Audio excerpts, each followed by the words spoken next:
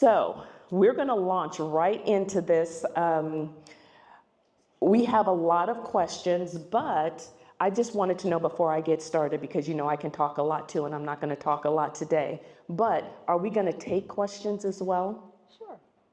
Okay. If by any chance you have a question, just raise your hand. We want to keep this light and also engaging, but we want you to take away something from today, whether you've been in a relationship or married for 12 months, 12 years, or 30 years. Relationships are a constant work.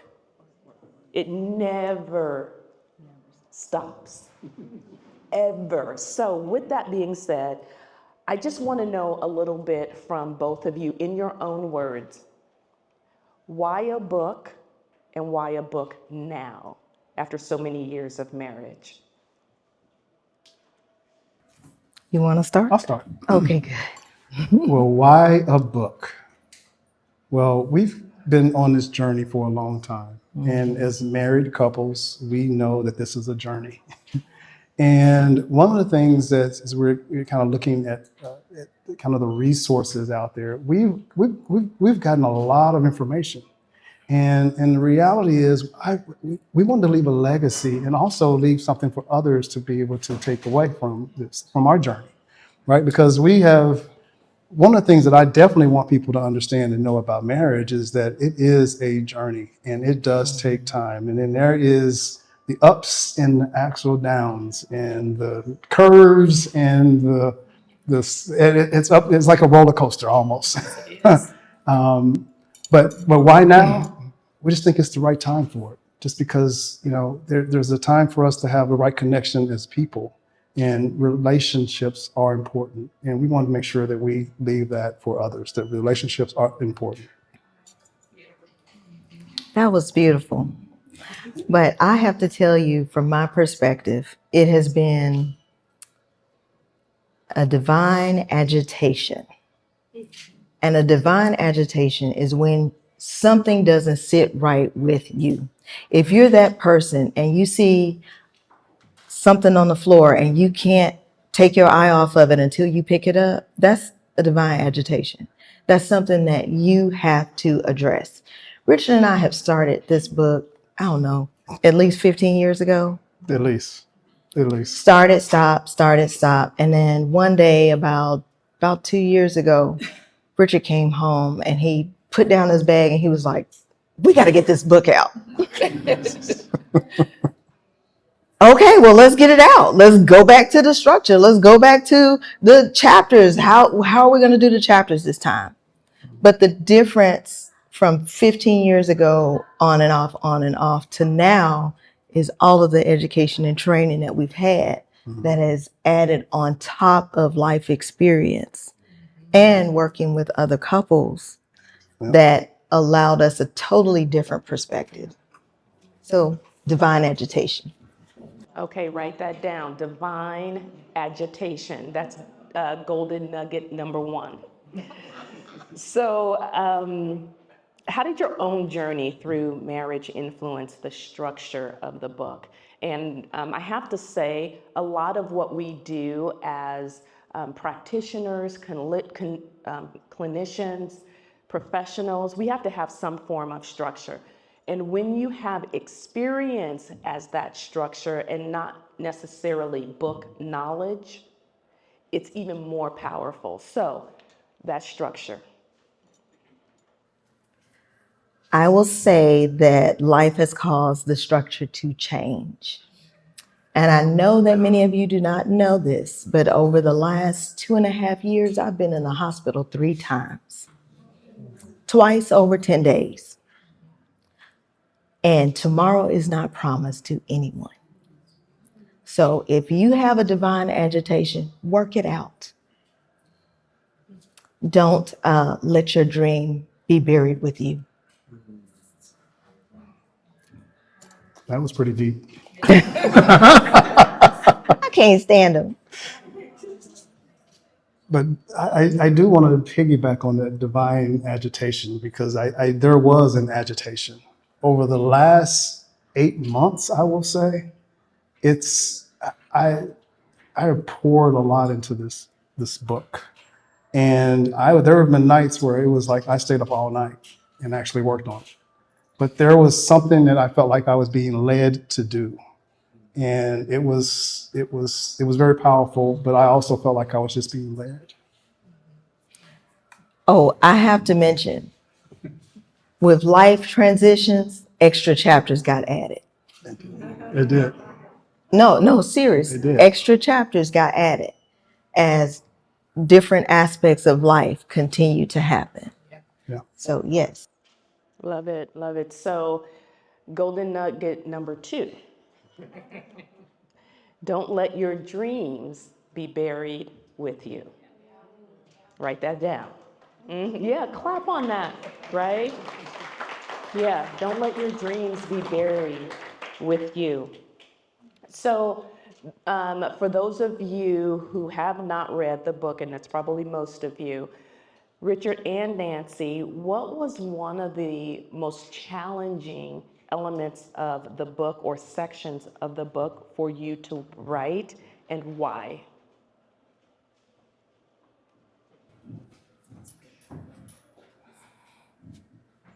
Tissue. I'm not going to ugly cry. Richard. We actually had to go back and add a chapter, and I couldn't.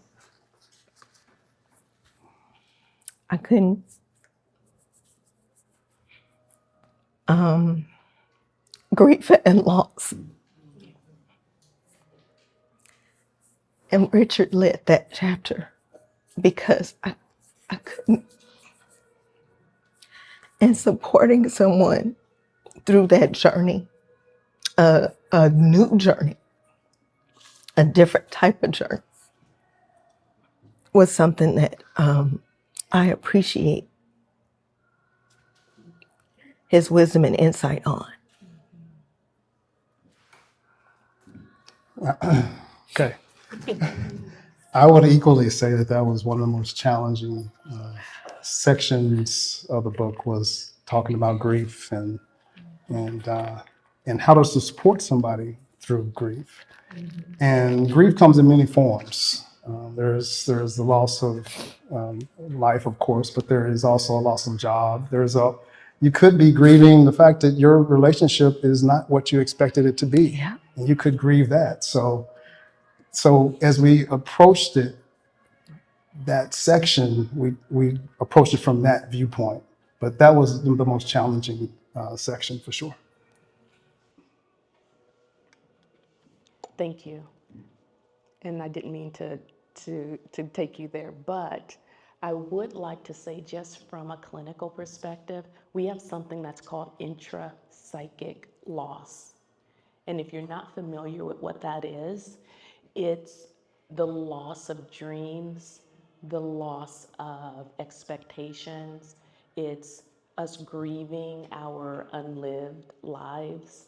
And so loss isn't just loss. Yes, sometimes we lose people, but then there's a whole other element within us, which is the intrapsychic component of it as well. So thank you for sharing that. And you won't know the details until you read the book. Okay. But thank you, Nancy. And thank you for being so quick on the draw with the napkin. We needed that. Danny, thank you. He was quick. He was like, yes, here it is.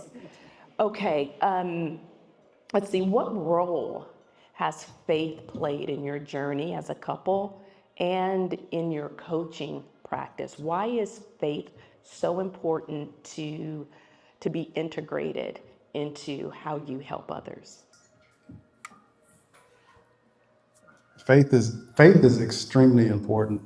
One of the things that we do before we meet with couples is that we will actually pray to give us divine wisdom, give us the right things to say, because you never know what type of situation that you're getting into or that you're working with, and being led in the right direction is what you really want. So That's definitely one thing that we do. And we also, some of the extras, if you will, Nancy and I will have a lot of different conversations, but we'll pray together on it as well, just to make sure. Um, but that's what's important to us, is to make sure that we're giving the right information to the right at the right time. Faith is everything.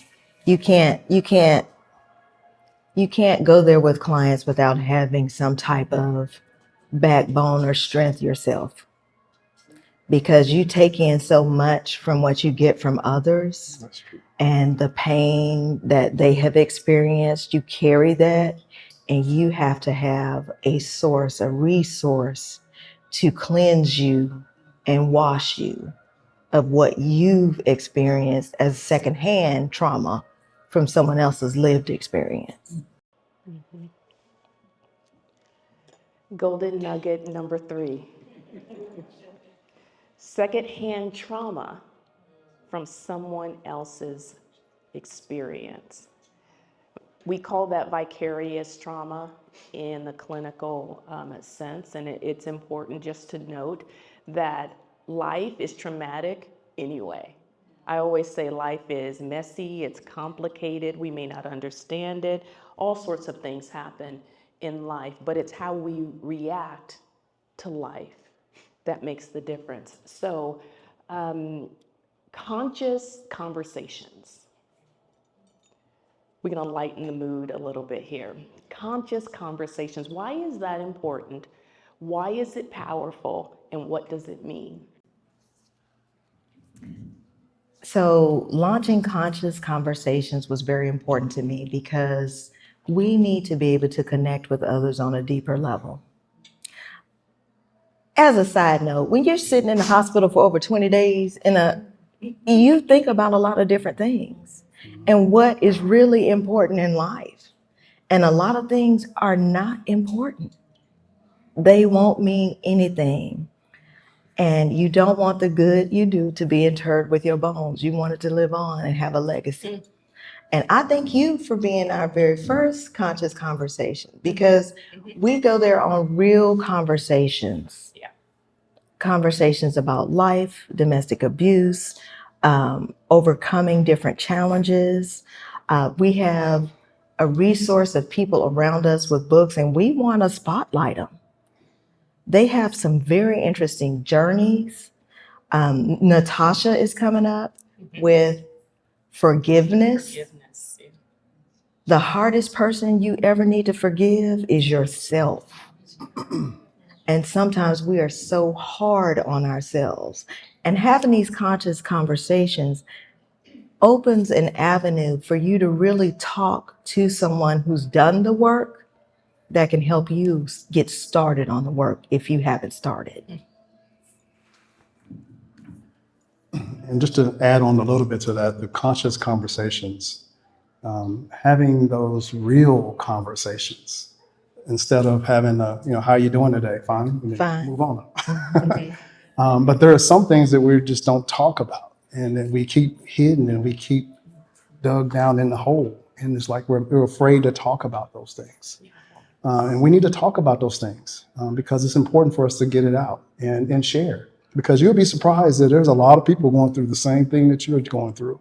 So just getting that out there is important. So that's really one of the things about conscious conversations, getting those topics out there and talk about it. Thank you. Thank you. Golden nugget number 4. I'm so serious. I'm so serious. The hardest person to forgive is yourself. Yourself. You would think it would be your spouse. You would think it would be your coworker that's constantly, doing the most.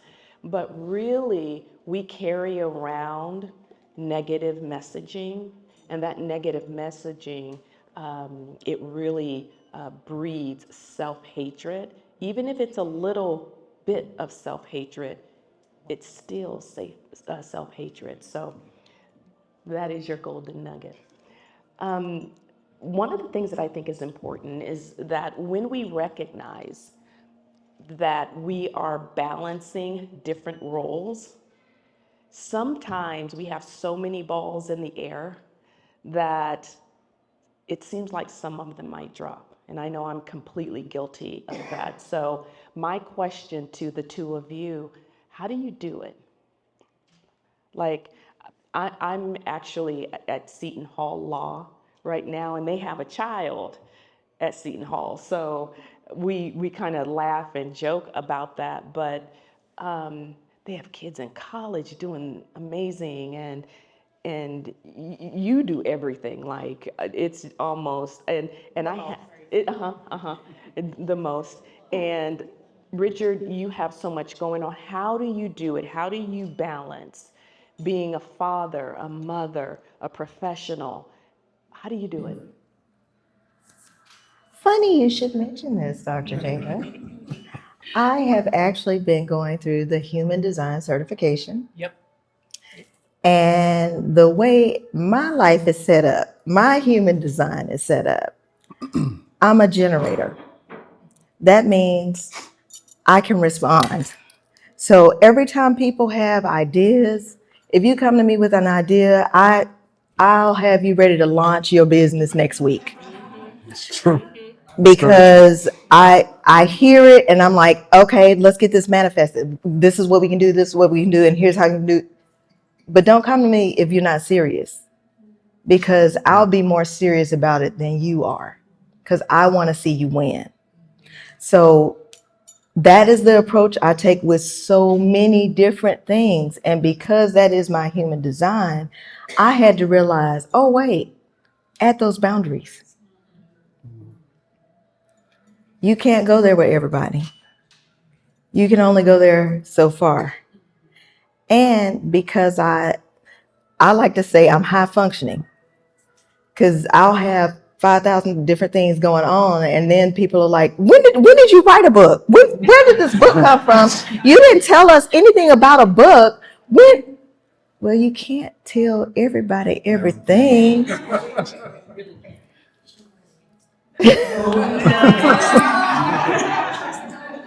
Go to the number 5. You can't tell everybody everything. Okay, keep going. Sometimes you have to move in silence and you have to move in obedience. And one of the things I had to struggle with was, thank you, just take it, was permissive will versus divine will. And I operated in permissive will for a while. That's why it was a lot of struggle going on. And one thing I will say, it was Pastor Darius Daniels when he said, just because you can do doesn't mean you should do, because that may not be in God's plan for you. And it all rhymes. And I remember that. And that is something that I had to institute the boundaries, because yes, people want me to do this and do that and do this because they see the potential of what I can do to help them succeed. But is this permissive will or divine? So that's why I have to turn and talk to this guy so that he'll reinforce where those boundaries are supposed to be. I'm going to take a different angle to this question. Okay. And I'm actually going to look at the title of the book. We said, I do, now what? Now, just focus on the now what. Now, when you say now what different ways, it can come across as different things, right? We could have put a comma. Now what? What? Now what? So there was a lot of thought in that, but talking about juggling many balls and many different things, when you go through this journey in life, there's always going to be the now what?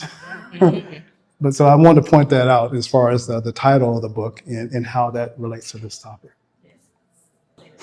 Okay, so the concept of conscious conversations itself is being present and aware when you're having a discussion. So that means it's more than just a banter back and forth.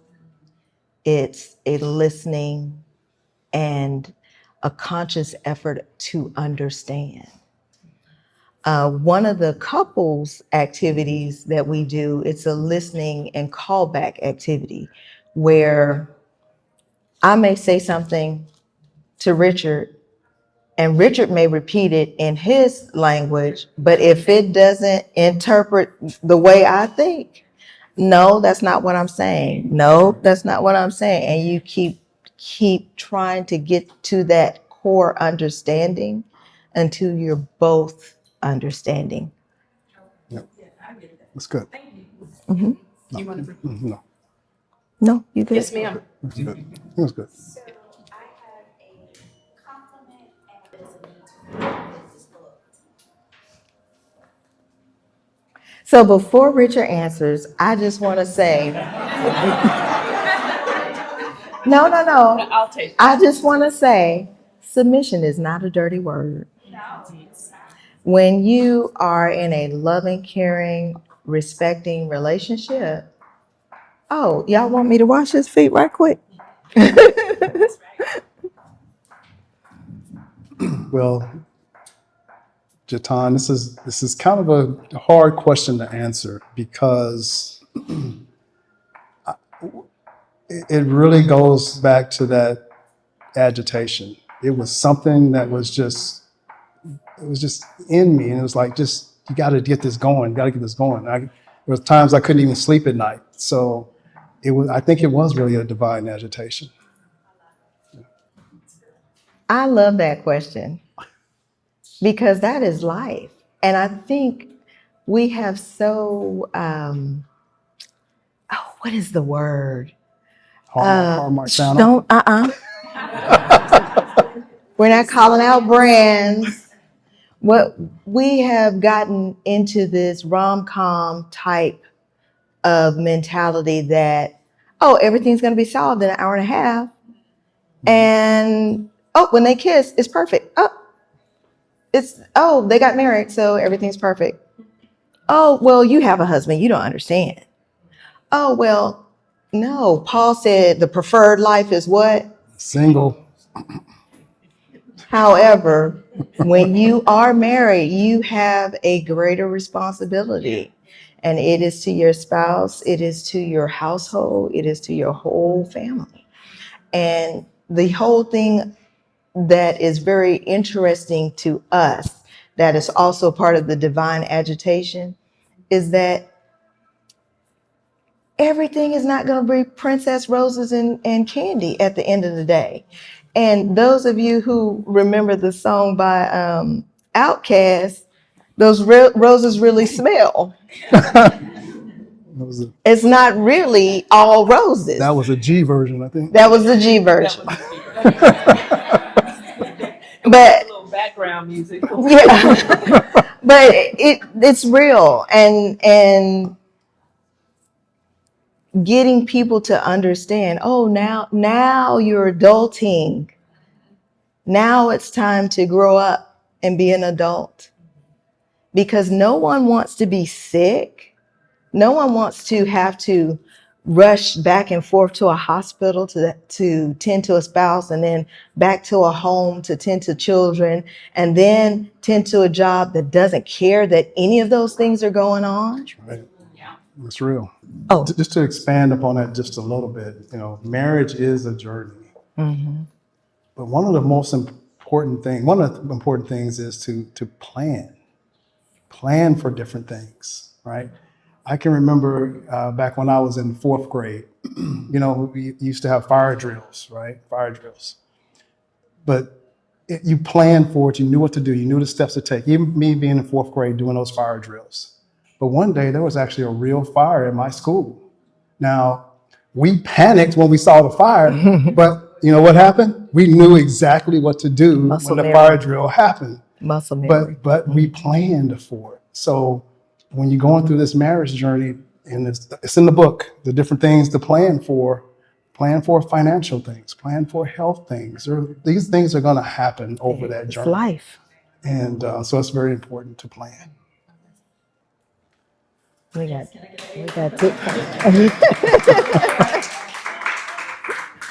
Yeah, a couple of different. A lot of that starts where it depends on how your communication life has been to begin with.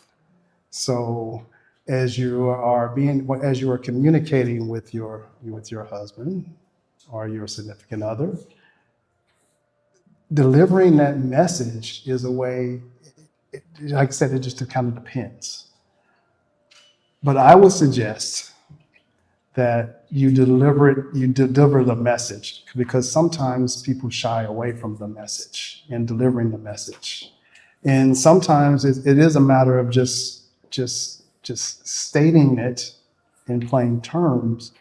But and a lot of it depends on what the message is. I don't know if you have more specifics to it, right? But I would say that just be careful in your delivery and make sure that there is a gentleness to it. Make sure as you're starting that message that you are easing, I want to say easing into it, right?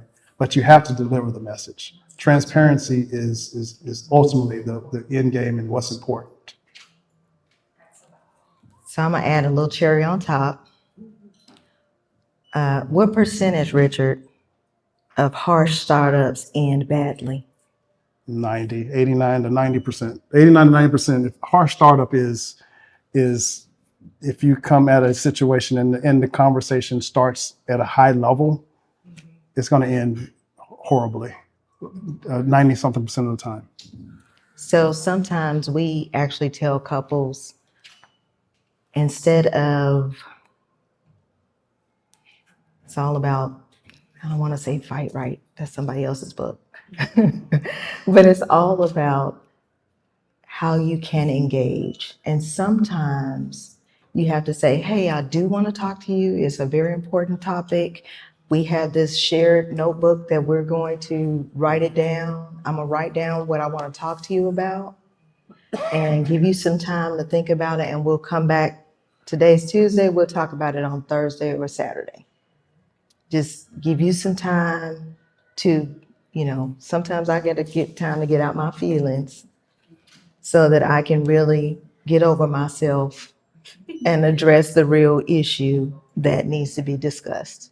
And sometimes allowing somebody the opportunity to process it, because even in our relationship, I was going to say that was what she's saying is real. We practice. I'm a quick hit. I'm like, boom, boom, boom. And he has to think about it because, he was doing all this other kind of stuff all day long. And then here I come side swiping him about a topic that he's like, huh? What? I don't have a response. Can I? Wait a minute. And I'm like, what do you mean? Wait a minute. I'm ready to talk about it right now. Right. And That I happens. had to learn that, okay, this guy is a deep thinker. He does long-term strategy planning for companies that they have been on since the 90s because it's sustainable and it works. So when I come to him about something serious, I have to allow him an opportunity to process. However, because I still want to talk about it, you got to give me a deadline. I'm gonna let you talk. Yeah, you can think about it, but what day are you gonna be ready to talk about it? We do time box it. We do time box it. I have lived it, yes. And you're also talking to a person that is okay with the natural attrition of friendships. So there's a season and a reason. Yep. And if people are not celebrating with you, where are they showing you they belong? So I'm gonna refer to somebody else's book, which is called Relational Intelligence. It's Dr. Darius Daniels. There are 4 quadrants you can put people in. You have someone in a friend box that needs to now be an associate. That's right. So you need to understand where people belong in your life. And it's okay. I can still love you as an associate, but there are some things about my life that you just not gonna know. That's true. That's called boundaries. Yes. That's right. Boundaries 2.0. Yes. That's right. That's right. That's right. Okay, questions, comments? What time is it? Listen, we have like 2 people here who are just waiting for you to ask them a question. So they can drop some knowledge. Bree. You want to I'll talk? start. You'll And then I'll start and then, I'll okay. One of the things that's in the book is that we talk about developing a vision and mission statement for your relationship. And when you're first going into your relationship, those should be some of the things that you actually put out there on the table is that's important to you. If having children is important to you, that should be out there and documented. And so I'm taking it from an angle that you said, come from strategy, et cetera, perspective, right? And that is something that you have to talk about early on, that you should talk about early on. And I will say that if you get on the right same page as with that, then that thing evolves over time. I'll let you answer that. So being a working woman professional, making that decision to have children has a lot of consequences with it. It does. Because there's a lot of expectations that are put on a working mother. Part of it has to do with your care and responsibility for your children. The other part of it has to do with you still want to be a boss in your career, and you want to be taken seriously, and you want to be addressing things as a professional and not focus on the fact that I really need to leave this meeting because they're going to charge me $50 for being late plus $1 per every additional minute that I'm late when I go pick up my kids. Childcare, for But sure. I cannot leave this meeting because it's the end of the month and there is a deadline. And I have friends that have taken toddlers to work with them to play under their desk. So it depends on how supportive your spouse is, how supportive your company is, but also your timing when you feel it's right for you, not societal pressure. One thing that happened to us was I became hyper-focused on having children as soon as someone told me I could not have children. So that changed the whole mindset game for me. In retrospect, we should have had no children for the first 15 years to enjoy traveling the world and enjoying. And I used to, as we would drop off 4 children at daycare with 2 double strollers, they know, 2 double strollers in the back. We would look at their Benzes and say, yep, there goes we paying for that. The owners of the childcare. The owners of the child care. We'd be like, yep, here we are. Let's get out of this minivan and get these. Because that's the life decision, right? I don't take it back for anything in the world. I love my children. But my focus changed when it was almost like a personal challenge. Like, oh, this is not real. This could not have happened to me. So your timing. Love it. Okay, you have another question? Okay.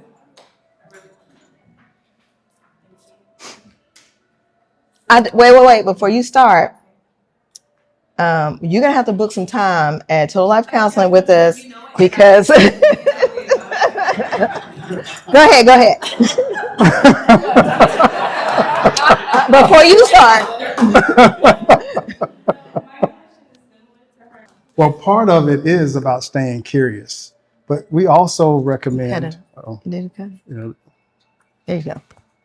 we also recommend the fact that you should have meaningful dates where there are real questions and you're actually answering those questions back and forth.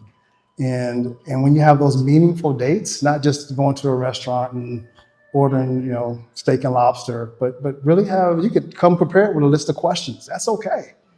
But that's how you can just kind of get to know each other. Make sure you're staying in tune with each other and ask some very, very meaningful questions. Yeah, that staying curious is real because you do change. I wish I did have my high school body. What? And then we all go through physiological changes in our bodies, and it's okay. It's part of life. It's part of growing. The thing is to not grow apart, to recognize, oh, I need to stay in contact, in communion, in connection with my partner. Wonderful, wonderful, wonderful. So it is about that time for us to transition into the actual book signing. But can I say something to you as well? This isn't my book, but She wrote the foreword. I'm just saying this because there's an age difference between me and my husband as well. Me too. Us too. I wasn't going to put you. I was going to say, what's your age difference? 5 years. 5 years. 14 minus 10. So when it comes to age differences, we all go through stages of development anyway. As humans, the cognitive development is important, the emotional development is important, the spiritual development is important, the physical development is important and will change. Otherwise, we'd be looking real fine like we was in high school, right? But we all right. We doing all right now. But yeah, and there's research that says that, remember, and somebody said it, we're not the same people as we're going to be 3 years, 5 years now. I tell my clients all the time, when you are 20, you have no idea what it's going to look like when you're 40. When you're 40, you don't know what it's going to look like when you're 70. And even when you're 70, you've never been 70 before, and you're still trying to figure, you're like, what is going on now? Right? So we're constantly evolving in so many aspects of who we are. And I love it. So, okay. Golden nugget number 6 and final. It's okay. It's okay to grow. It's okay to develop. It's okay to connect. It's okay. Things aren't perfect. I have a picture in my office that says, life doesn't have to be perfect to be wonderful. Yeah. And as soon as we understand that, we can move forward and continue to grow. So Nancy and Richard, you all are amazing. Thank you for answering the questions. Give them a big round of applause.